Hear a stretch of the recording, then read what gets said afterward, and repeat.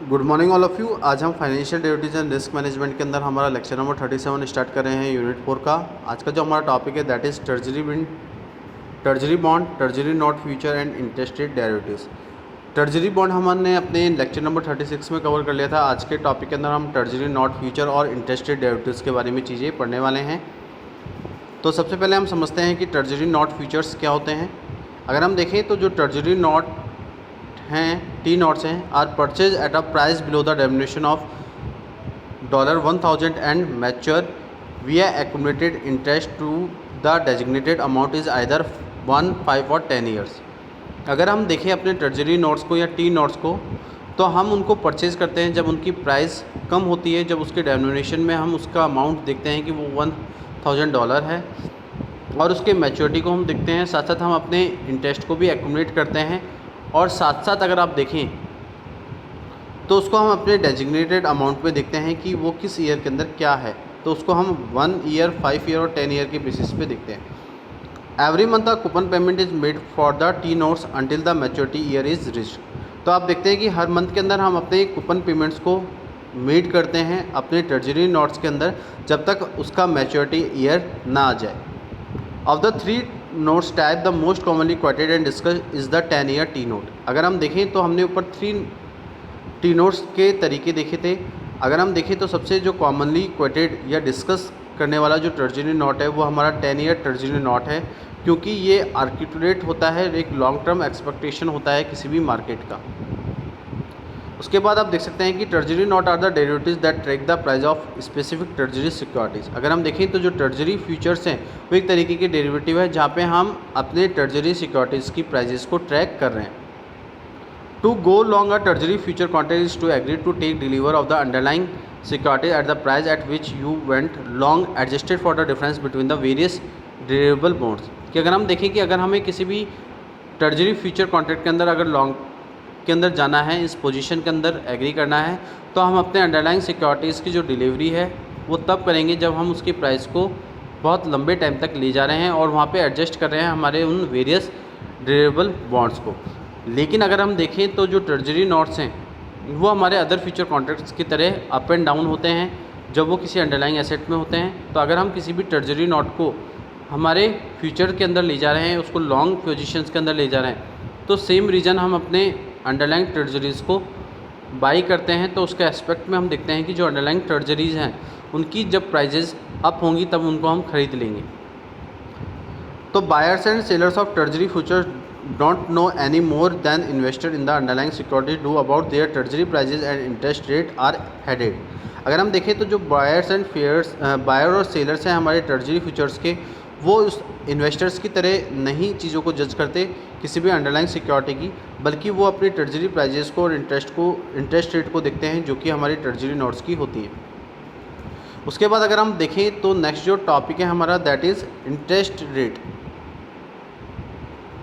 अगर हम interest rate derivative की बात करें तो an interest rate derivative is a financial instrument with the value that is linked to the movement of an interest rate और rate. अगर हम देखें तो इंटरेस्ट रेट डेरिवेटिव हमारे वो फाइनेंशियल इंस्ट्रूमेंट है जहाँ पे उनकी वैल्यू लिंक हो रही है किसी भी एक मूवमेंट से जो कि किसी इंटरेस्ट रेट और रेट के बेसिस पे हो रही है। तो अगर हम देखें तो दिस में इंक्लूड फ्यूचर, ऑप्शन और स्वैप कॉन्ट्रैक्ट। अगर हम देखें तो इंटरेस्ट रेट डेरिवेटिव के अंदर हम अपने फ्यूचर कॉन्ट्रैक्ट, ऑप्शन कॉन्ट्रैक्ट और स्वैप कॉन्ट्रैक्ट को इंक्लूड करते हैं। उसके बाद आप देख सकते हैं कि जो इंटरेस्ट रेट डेरिवेटिव है उनका यूज़ हम अपने इंस्टीट्यूशनल इन्वेस्टर्स को हेज, अपने बैंक्स को, कंपनीज़ को, इंडिविजुअल्स को प्रोटेक्ट करने के लिए करते हैं किसी भी हेज के अगेंस्ट, और साथ साथ हम उसको अपने मार्केट इंटरेस्ट रेट के अगेंस्ट चेंज करते हैं। लेकिन इसका यूज़ हम तब करते हैं जब हम अपने किसी भी रिस्क प्रोफाइल को इंक्रीज़ करना हो, अपने होल्डर्स को रिफाइन करना हो, और हमने हमारे जितने भी स्पेकुलेट हैं उनकी रेट को मूव करना हो। उसके बाद हम यहाँ देख सकते हैं कि क्या क्या की टेक अवेज़ हैं हमारे इंटरेस्ट रेट डेरिवेटिव्स के। तो अगर हम फर्स्ट पॉइंट की यहाँ पे बात करें तो interest rate derivative is a financial contract whose value is based on some underlying interest rate और इंटरेस्ट रेट बियरिंग एसेट। अगर हम देखें तो जो इंटरेस्ट रेट डेरिवेटिव है वो एक तरीके के फाइनेंशियल कॉन्ट्रैक्ट है जहाँ पे उनकी वैल्यू बेस है किसी भी अंडरलाइंग इंटरेस्ट रेट और उसके इंटरेस्ट रेट बियरिंग एसेट से। उसके बाद सेकंड पॉइंट अगर हम देखें तो दिस में include interest rate future, option, swaption and FRAs। अगर हम देखें तो हम अपने इंटरेस्ट रेट डेरिवेटिव के अंदर इंक्लूड करते हैं इंटरेस्ट रेट फ्यूचर्स को, ऑप्शन को, स्वैप्स को, स्वैप्शन को और हमारे फॉरवर्ड रेट एग्रीमेंट्स को।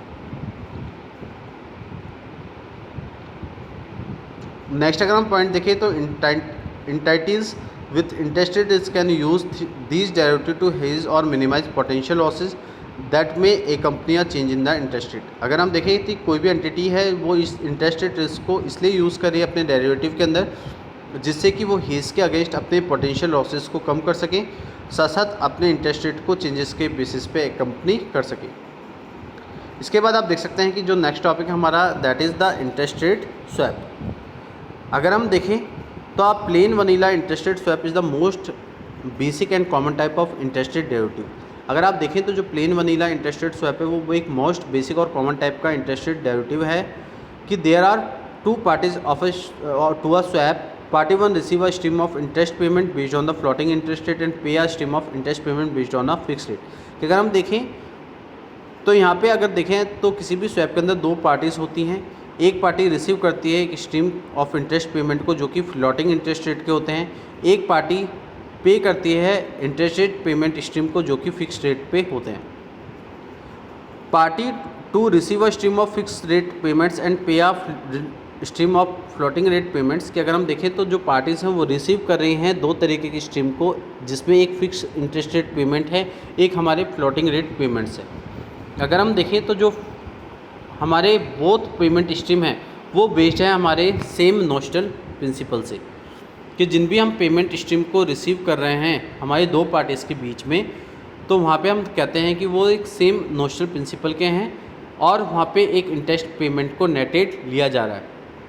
तो through this exchange of cash flow the two parties aim to reduce uncertainty and the threat of the loss from changes in the market interest rate. कि अगर हम देखें तो हम यहाँ पे किसी भी कैश फ्लो का एक्सचेंज कर रहे हैं जो कि दो पार्टीज़ का एम है कि वो उन अनसर्टेनिटी को रिड्यूस करें, साथ साथ जो भी हमें लॉसेज हैं, जो भी हमें थ्रेट है किसी भी लॉस को लेके, तो उससे हम अपनी मार्केट इंटरेस्ट रेट के अकॉर्डिंग चेंज कर सकें। A swap can also be use to increase an individual और इंस्टीट्यूशन रिस्क प्रोफाइल। कि अगर हम देखें तो स्वैप का हम यूज़ हमारे इंडिविजुअल और इंस्टीट्यूशन की रिस्क प्रोफाइल को इंक्रीज़ करने के लिए कर रहे हैं। तो if they choose to receive the fix rate and pay floating, कि अगर कोई इंस्टीट्यूशन या कोई इंडिविजुअल किसी भी फिक्स रेट को चूज़ कर रहा है, रिसीव कर रहा है और फ्लोटिंग रेट पे उसको पे कर रहा है, तो this strategy most common with companies.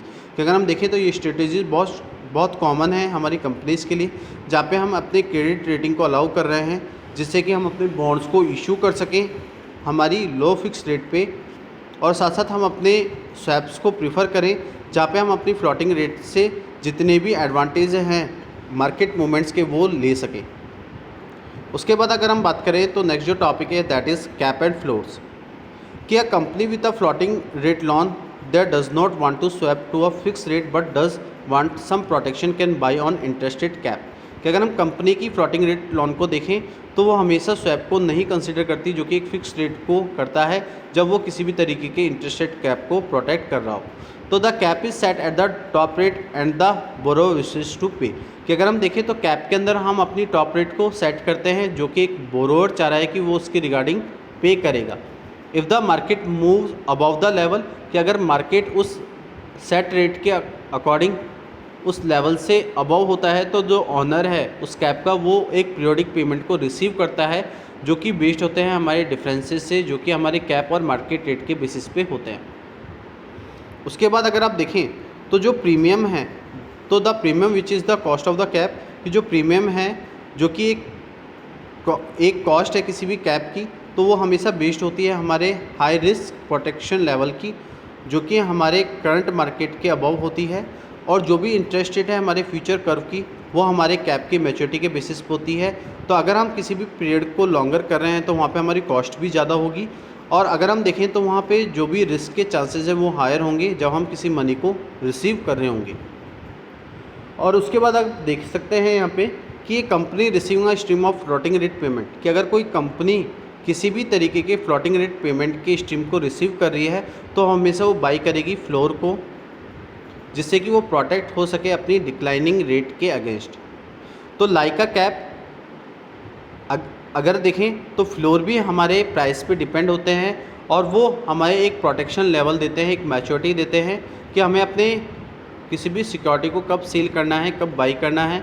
तो selling rather than buying the cap और फ्लोर इंक्रीज रेट रिस्क, कि अगर हम देखें तो सेलिंग और बाइंग के रैदर अगर हम देखें तो हम अपने कैप और फ्लोर का यूज इसलिए कर रहे हैं जिससे कि हम अपनी रेट रिस्क को इंक्रीज़ कर सकें हमारे मार्केट मूवमेंट के बेसिस पे। तो आज का जो हमारा टॉपिक है वो यहाँ पे कंप्लीट होता है। आज के लिए इतना ही। Thank you so much and have a nice day.